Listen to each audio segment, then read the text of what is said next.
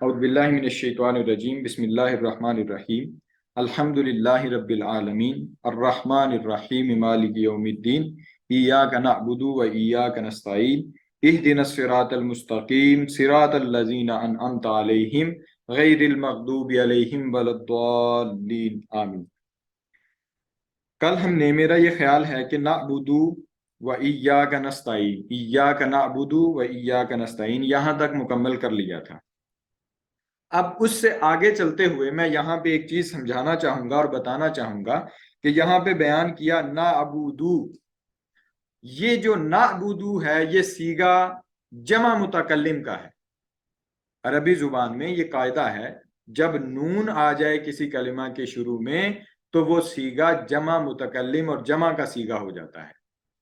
تو اس سے جو چیز ہمیں سمجھ آ رہی ہے وہ یہ کہ اسلام اپنی پہلی ہی صورت میں، قرآن اپنی پہلی عادی طور پہ فردن نہ چلا جائے۔ یہاں پہ اعبدو نہیں کہا۔ اعبدو اگر کہتے، اللہ رب العزت اعبدو فرماتے یہاں پہ، تو اس کا مطلب ہوتا میں عبادت کرتا ہوں۔ اب ہم نماز میں یہ پڑھتے ہیں اور ہم نماز میں یہ پڑھتے ہیں تو سب کو شامل کر لیتے ہیں، اپنے ساتھ سب کو اپنے ساتھ شامل کر لیتے ہیں۔ یعنی نماز میں جب ہم سورہ فاتحہ پڑھتے ہیں تو نہیں کہتے اعبدو و ایاک استعین، ٹھیک ہے، اعبدو ہم نہیں کہتے، نستعین کہتے ہیں۔ نستعین اللہ رب العزت نے فرمایا، نعبدو اللہ رب العزت نے فرمایا کیا کہ اجتماعیت اختیار کرنی ہے، ایک ہونا ہے، فردن کام نہیں کرنے، یعنی منتشر اور بکھرنا نہیں ہے، ایک ہونا ہے، جمنا ہے ایک چیز پر اور اجتماعیت اختیار کرنی ہے۔ تو یہ اللہ رب العزت نے ہمیں اس میں جو عبادت کے دیگر، جیسے میں نے کل بتا دیا تھا کہ عبادت کیا ہے، وہ سب سے زیادہ عاجزی اور انکساری کا نام ہے، حد سے بڑھ کر اپنے آپ کو تذلل اور انکساری، اور اس کی سب سے اعلیٰ شکل سجدہ ہوتی ہے۔ تو اس کا میں نے یہ بھی بتا دیا تھا کل کہ سجدہ تعظیمی، یعنی ایک سجدہ، اس کی میں نے پوری وہ پھر سٹرکچر بتایا تھا کہ جب ہم نماز میں کرتے ہیں تو ہمارا یہ عقیدہ ہوتا ہے کہ ہم اللہ کے لیے سجدہ کر رہے ہیں۔ تو جب ہم عام طور پہ کرتے ہیں تو وہ کیا کہلائے گا، تو وہ ہم یا تو وہ تعظیمی ہوگا۔ تو تعظیمی سجدہ بھی شریعت مصطفیٰ میں صلی اللہ علیہ وسلم میں، ہماری شریعت میں آقا علیہ الصلوۃ والسلام نے جو ہمیں راستہ بتایا ہے، اس میں سجدہ تعظیمی بھی نہیں ہے، اس میں سجدہ تعظیمی کا بھی کوئی کانسیپٹ نہیں ہے۔ پہلی امتوں میں ہوتا تھا، لیکن یہاں آقا علیہ الصلوۃ والسلام کی امت میں یہ بھی کوئی بات اجتماعیت سکھائی، اور یہ جو لفظ پہلے آیا ہے، اگر اس کو کر دیتے نعبدو کا، اگر کہہ دیتے نعبدو کا، تو معنی پورا ہو رہا تھا کہ ہم تیری عبادت کرتے ہیں۔ عربی زبان میں ہوتا یہ ہے کہ ایک جملہ اسمیہ ہوتا ہے اور ایک جملہ فعلیہ ہوتا ہے، یعنی ایک سب سے پہلے فعل ہوتا ہے، پھر اس کے بعد اس کا فاعل آتا ہے، پھر اس کے بعد مفعول ہوتا ہے، یعنی کام، پھر کام کو کرنے والا، اور پھر جس پر کام کیا جا رہا ہو وہ آتا ہے۔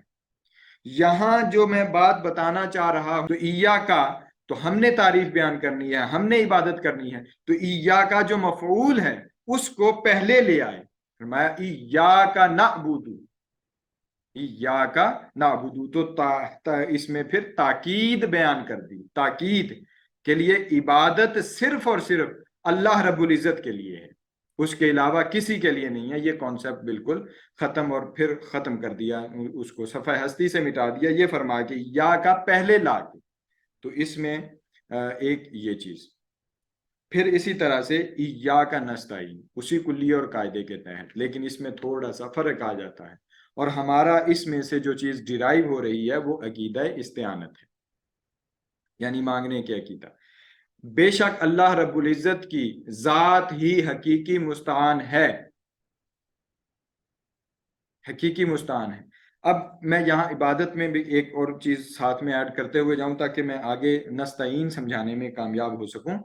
نعبدو میں عبادت صرف اللہ ہی کی ہے، یعنی اس میں کوئی مجازی کا کانسیپٹ نہیں ہے، وہ حقیقت اور مجاز، وہ عبادت جس درجہ بھی ہوگی وہ اللہ رب العزت کی ہوگی، عبادت صرف اور صرف اللہ رب العزت کی. لیکن نستعین میں تجھ ہی سے مدد چاہتے ہیں، یہاں تھوڑا سا ڈفرنس ہے. اور اس تجھ ہی سے مدد چاہنے میں، یعنی استعانہ مدد چاہنا، تو اس میں اسباب کو بھی ملحوظ خاطر رکھا ہے. اس میں یہ قطعاً نہیں ہے کہ اس میں کوئی سبب نہ ہو. یعنی اسباب کیا، ہم کہیں کہ اللہ ہی مدد کرنے والا ہے، بے شک اللہ رب العزت مدد کرنے والا ہے، اور ہم ڈاکٹر کے پاس دوائی لینے نہ جائیں. ہم یہ نہ کہیں کہ ہم نے ڈاکٹر سے دوائی لینی ہے. کھانا کھائیں کہ زندہ رہیں گے، نہیں اللہ ہمیں کھلا دے گا. نہیں، اس نے انسان کو یہ چیزیں اسباب دیے ہیں اور اسباب اختیار کرنے کا حکم بھی دیا ہے کہ اسباب کو اے بندے تو نے اختیار کرنا ہے. تو اس سے قطعاً یہ مراد نہیں لینا چاہیے کہ اللہ رب العزت ہی مدد کرنے والا ہے تو اس کے علاوہ ہم جو اسباب اور ذرائع استعمال کرتے ہیں ان کا کوئی تعلق اس سے نہیں ہے، بلکہ ان سب کا تعلق اللہ رب العزت ہے. اور میں نے بتا دیا کہ حقیقی مستعان اللہ رب العزت کی ذات ہے. حقیقت میں اللہ رب العزت ہی مدد کرنے والا ہے، لیکن اس تک پہنچانے کے لیے اللہ رب العزت نے خود قاعدے اور قانون وضع کیے. یعنی آقا علیہ الصلوۃ والسلام، اللہ نے اب یہاں الحمدللہ رب العالمین جس کی حمد کے لیے، تو کوئی بھی ڈائریکٹ اس طرح سے نہیں کر سکے گا. پھر اسی طرح سے یہ سورہ خود دعا ہے، دعا کا سلیقہ سکھا رہی ہے کہ اللہ رب العزت سے مانگنا کیسے ہے. تو دعا سب سے بڑا پھر سبب ہے، یعنی دعا خود ایک سبب ہے مدد مانگنے کا، کہ ہم اللہ رب العزت کے آگے ہاتھ اٹھائیں اور دعا مانگیں. ہاتھ اٹھانے چاہیے نہیں اٹھانے چاہیے یہ ایک مسئلہ ہے، پھر ہم اس پہ بھی بات کریں گے انشاءاللہ. لیکن یہاں پہ میں یہ بات بتا دوں کہ اسباب قطع نہیں کرنے چاہیے. اسباب اختیار کرنے کا اللہ رب العزت نے ہمیں حکم فرمایا ہے. بے شمار احادیث اس پہ موجود ہیں. یعنی یہ آقا علیہ الصلوۃ والسلام نے فرمایا نا کہ دعا جو ہے وہ تقدیر کو بھی بدل دیتی ہے، دعا تقدیر کو بھی بدل دیتی ہے. اب اس سے آگے میں تفصیل میں اس لیے نہیں جاؤں گا کہ یہاں پہ تھوڑا سا ٹیکنیکل اور مشکل ہو جائے گا کہ تقدیر کی کتنی اقسام ہیں، کون کون سی ہے تقدیر، مبرم کیا ہے اور دیگر اسی طرح سے. تو میں یہاں پہ یہ بتا دوں صرف کہ آقا علیہ الصلوۃ والسلام نے یہ فرمایا کہ دعا جو ہے وہ تقدیر کو بھی بدل دیتی ہے. تو یہ ایک سبب ہے. مدد اللہ رب العزت کی ذات نہیں کرنی ہے، چاہے وہ انبیاء میں سے ہوں، انبیاء کے بعد صدیقین اور شہداء میں سے ہوں، وہ سارے کے سارے جتنے بھی ہوں اور جو بھی ہو، جتنا مقرب بھی ہو، وہ خود عطا نہیں کرتا. عطا اللہ رب العزت کی ذات ہی کرتی ہے، اور اس کے لیے سبب اور وسیلہ آقا علیہ الصلوۃ والسلام کی ذات یا دیگر جو بھی ذرائع ہیں وہ ہے. بائک پہ چل کے آنا جانا، آفس میں آنا جانا، یہ بھی گاڑی کا استعمال ہے. پھر اسی طرح سے کون کون سی چیزیں ایسی نہیں ہیں کہ جن کا ہم استعمال کرتے ہیں. تو یہ ساری چیزیں اسباب ہیں. اسباب کا اختیار کرنا، یہاں پہ یہ عقیدہ بیسیکلی عقیدہ استعانت، اس کو واضح کرنا تھا کہ یہ عقیدہ استعانت ہے، اور اس کا اختیار کرنا یعنی بے شک نستعین وہی ہے، مدد کرنے والا وہی ہے، لیکن مدد کے لیے اسباب اختیار کرنا اس کا بھی ہمیں اللہ رب العزت نے ہی حکم فرمایا. پھر اسی طرح سے اہدنا الصراط المستقیم، پھر آگے التجا بیان کی، اور التجا میں جو دوسری آیت بیان کی وہ یہ کہ اہدنا الصراط المستقیم. پہلے اب وہ عبادت کے پیٹرن میں آ گیا بندہ، نستعین مدد بھی مانگ لی. یعنی عبادت اور نستعین ان دونوں کا آپس میں بڑا تعلق ہے، آپس میں گہرا تعلق ہے عبادت کا. اور یعنی جب بندہ کسی کے سامنے عاجز اپنے آپ کو شو کر دیتا ہے تو پھر اس ہی سے تو مدد مانگتا ہے. جب کسی کو اپنا مالک تسلیم کر لیتا ہے تو خود اس کا غلام ہو جاتا ہے. تو غلام اپنے آقا سے ہی مدد طلب کرے گا نا، کہ اس کے علاوہ کسی سے کرے گا؟ کسی سے نہیں کرے گا، وہ مدد طلب اپنے آقا سے ہی کرے گا. تو ان دونوں کا آپس میں بڑا گہرا تعلق ہے. پھر اس کے بعد اہدنا الصراط المستقیم، ہدایت جو ہے اس میں منزل کا تعین ہے. یعنی اس میں ہم نے کہ ہمیں اللہ رب العزت سے یہ دعا کر رہے ہیں کہ ہمیں ہدایت دے، یعنی ہمیں منزل دے. ہمیں منزل دے. تو اللہ رب العزت سے پھر منزل صرف اہدینا میں، یہاں بھی اجتماعیت. اہدی نہیں فرمایا کہ مجھے سے مانگو، تو اس میں فقط اپنے لیے نہ مانگو بلکہ دوسروں کو اپنے ساتھ شامل رکھو. اور یہ اجتماعیت کی تعلیم میں تمہیں دے رہا ہوں، اجتماعیت کی تعلیم دے رہا ہوں کہ آپ نے جڑے رہنا ہے، ایک ہونا ہے، سب نے مل کے ایک ہونا ہے، نہ کہ فردن فردن، اکیلے اکیلے نے. تو یہاں بھی اہدنا الصراط المستقیم، تو یہاں پہ ہدایت یعنی معنی یہ کہ منزل، اس کا تعین مانگو. اب اس منزل کا تعین جب ہو گیا اہدنا کے ذریعے، پھر اس میں الصراط کہ اس کا راستہ بھی دو، مانگو کہ منزل تک پہنچنے کے لیے یقیناً راستے کی ضرورت ہوتی ہے. اور راستے کی جب ضرورت ہوتی ہے تو راستے میں بہت ساری رکاوٹیں بھی ہوتی ہیں. جب ایک سالک اور ایک جس نے حمد اور عقیدہ توحید بھی مان لیا، جس نے عقیدہ رسالت، یہیں اوپر رسالت بھی مان لیا، جس نے اللہ رب العزت کے انعام و اکرام کو بھی پا لیا، جس نے رحمان اور رحیمیت کی صفت کو بھی پا لیا، اس نے عقیدے کو درست کر کے ایاک نعبد و ایاک نستعین کے ذریعے سے اپنے عمل کو بھی درست کر لیا. اب وہ بندہ جو ایک پورا سالک بن چکا ہے، اب وہ منزل کا تعین چاہتا ہے. اس میں یہ کریکٹرسٹکس جب آ گئے، اس کا عقیدہ درست ہوا، اعمال درست ہو گئے، تو اس کے بعد وہ بندہ اپنی منزل مانگ رہا ہے. اللہ رب العزت فرما رہا ہے کہ اہدنا، اس سے مراد تم منزل طلب کرو، ہدایت طلب کرو. تو منزل جب مل گئی، اس کا تعین کیا، تعین کرنے کے بعد آگے پھر رستہ بھی چاہیے. تو اس میں فرمایا الصراط، اہدنا الصراط، ہدایت بھی دے، رستہ بھی دے. پھر اس کے بعد المستقیم، پھر ہمیں اس پہ استقامت بھی دے. جو بندہ سالک اور حق کی راہ پہ چلنے والا ہوتا ہے، یاد رکھ لیں یہ بات، جو بندہ حق کی راہ پہ چلنے والا ہوتا ہے، اس کے ساتھ رکاوٹیں اس قدر چلتی ہیں، اس قدر رکاوٹیں اس کے رستے میں ہوتی ہیں، اس قدر اس کے رستے میں بیریئرز ہوتے ہیں کہ وہ ان رکاوٹوں کو پھر دور کرتا ہے. اور یہ یہاں پہ جو میں بات عرض کر رہا ہوں وہ یہ کہ یہ اکیلا نہیں دور کر سکے گا. وحدت اور اجتماعیت دی کہ وہ ان رکاوٹوں کو پھر دور کرتا چلا جائے گا جب وہ اجتماعیت میں ہوگا. تو اہدنا الصراط المستقیم کہ وہ پھر سیدھا راستہ دے، ہدایت دے، پھر اس پہ راستے پہ استقامت بھی دے، اس راستے پہ استقامت بھی دے. اور استقامت سراسر صبر سے ملتی ہے، یعنی اپنے ساتھ ہونے والے ظلم اور اپنے ساتھ ہونے والے جبر، اپنے راستے میں حائل رکاوٹوں سے ٹکرانے میں استقامت اس وقت ملتی ہے کہ جب انسان صبر کرتا ہے. اور صبر سب سے بڑی چیز ہے کہ جو اس کو رکاوٹوں سے اور دور یعنی کرنے میں مددگار ثابت ہوتی ہے.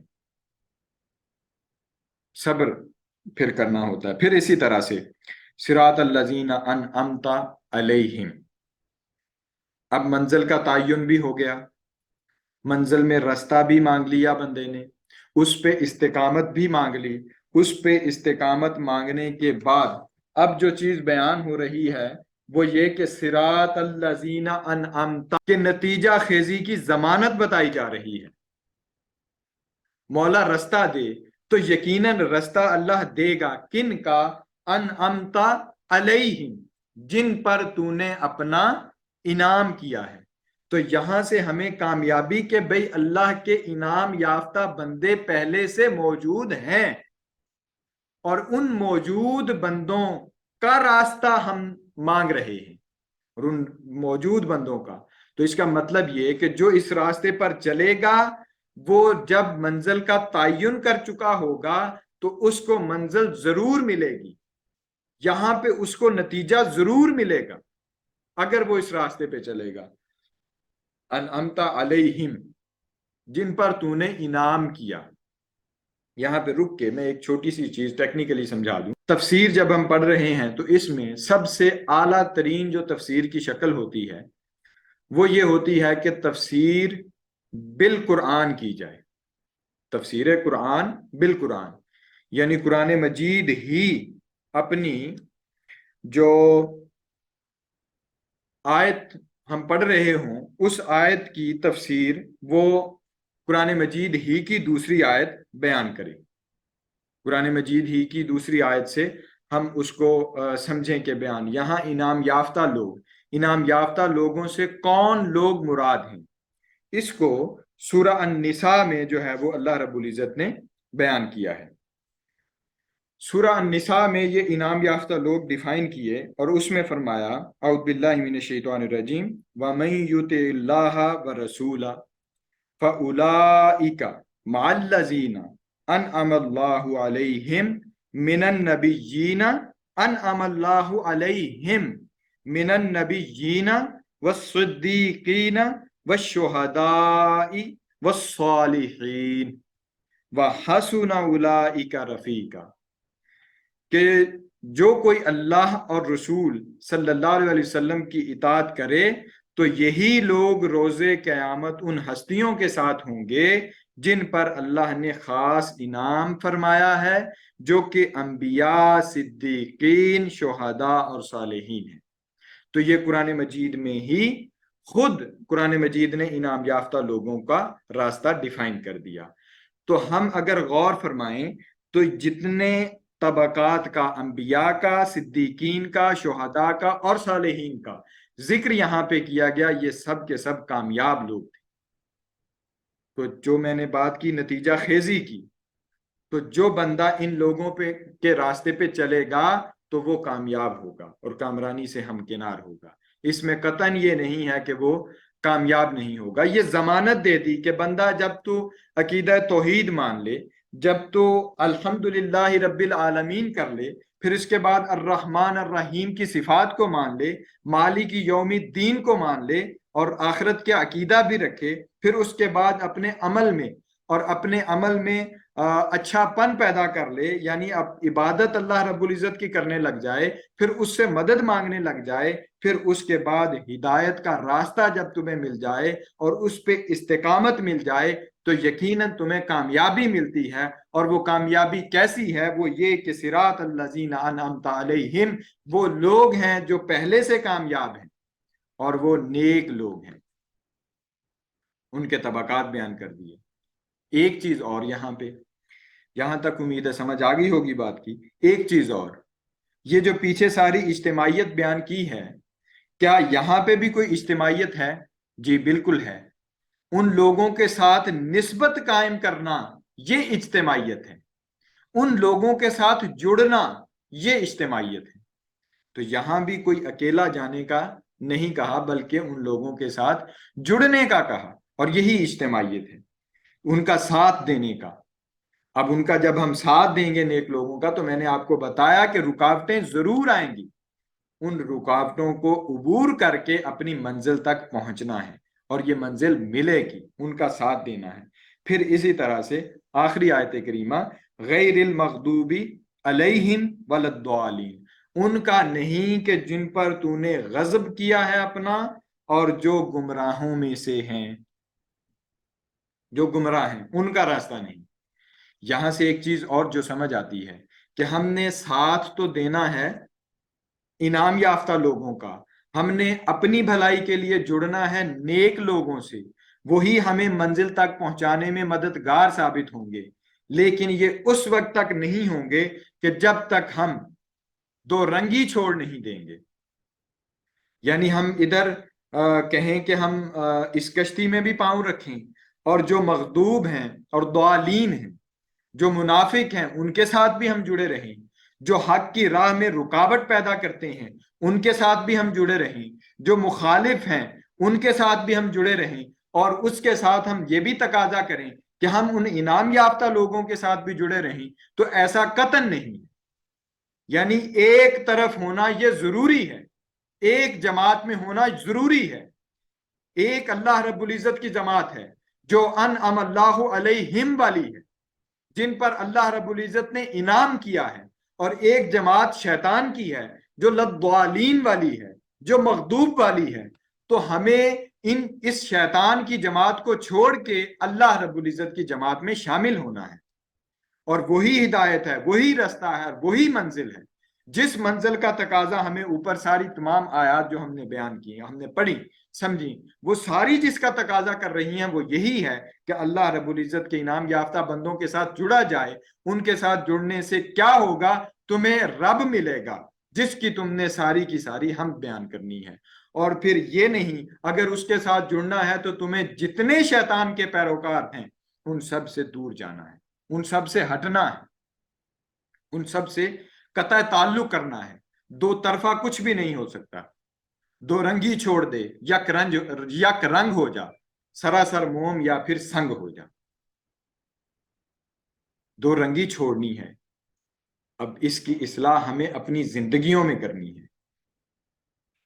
اس صورت کے اتنے معنی اور معارف ہیں کہ بیان ہو چکے ہیں، لیکن یہاں پہ میں آج اس صورت کا اختتام